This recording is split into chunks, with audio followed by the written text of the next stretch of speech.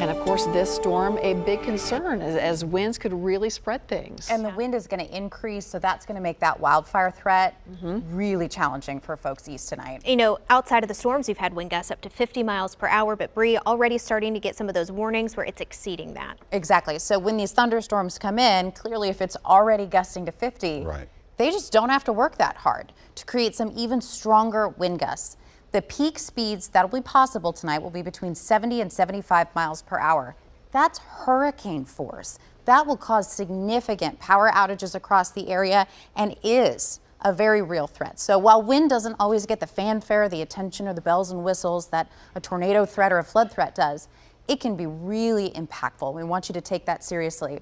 So as far as how that wind threat plays out tonight, clearly it's been windy all day long. We've seen power outages. Our own transmitter for our Nashville weather radio was damaged because of the wind today. So there's a wind threat ahead of the storms, and then that secondary threat is the wind threat within the storms. The other key thing we want you to know is these storms are moving at highway speeds, 60 miles per hour, which means you need to act quickly if a warning is issued. So your job tonight is to stay informed, and if you're watching us, you're already doing it. Your second job is to act quickly if a warning is issued. You do that, you're in good shape. So as far as active watches and warnings, areas shaded in red are a tornado watch. What that means is watch out, a tornado could form. The areas in the darker yellow shading are a severe thunderstorm warning. That means the storms there have hit severe criteria. So this is a look at wind speeds right now. Clearly that peak speed right now, Murray, Kentucky, that's the severe thunderstorm warning that's impacting Callaway. 52 mile per hour wind right there.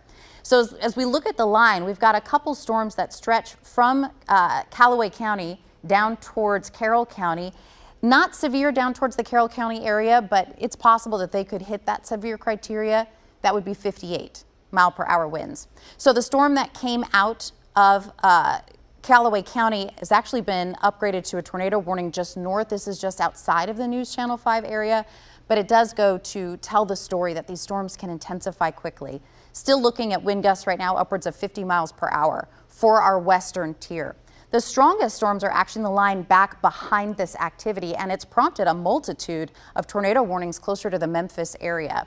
The greatest severe threat tonight will likely be for our southwest counties, but this is a massive system, and it is going to pack a very windy punch as it makes its way across the volunteer state. So timing, right? That's the most important thing to know. In our western tier between now and 8 o'clock tonight, it'll be on top of the Interstate 65 corridor right around 9 to 10 o'clock. So if you are within the counties that border Interstate 65, 7 to 10 p.m. is your window to be ready. For our eastern tier, your window of time is 10 p.m. to 1 a.m.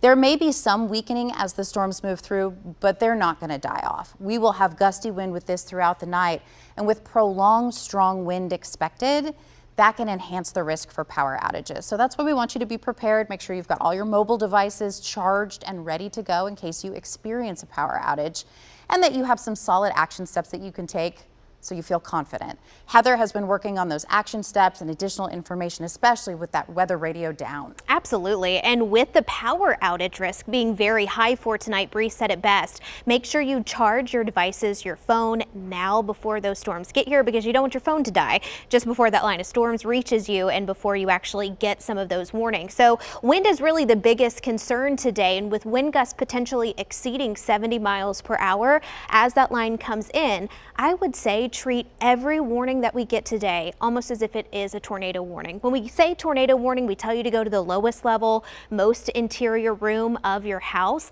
And I would do that even with severe thunderstorm warnings this afternoon and evening because of how strong the wind gusts are going to be. Remember, warning means it's happening now, and that's when you need to seek shelter. So some of the things that you can do right now before those storms get here to better protect you, better protect your house: close your windows and close your doors, because that will protect you from the wind that is outside from getting into the house. Close your garage door, any interior doors, and close blinds and close your curtains. I know that's, very simple steps to take, but it really can't help. Also, vehicles not safe. I know not a lot of people are out driving around at 9, 10 o'clock at night along I-65, but certainly when those storms first arrive between now and 8 p.m., folks are going to be on the roadways. So make sure that you are not in an overpass. Actually, winds can get stronger as they go underneath those overpasses, and make sure that you seek seek shelter in a sturdy building. Looking at the 7-day forecast here, it's going to get better as we head throughout the rest of the week. It's just going to be cooler. Severe storms will end past tonight. Maybe some showers sticking around tomorrow, but we're not looking at any crazy weather. Temperatures, though, down into the low 60s. So National Weather Service also just letting us know that a new severe watch will likely be issued for portions of the area. We'll have more on that after the break.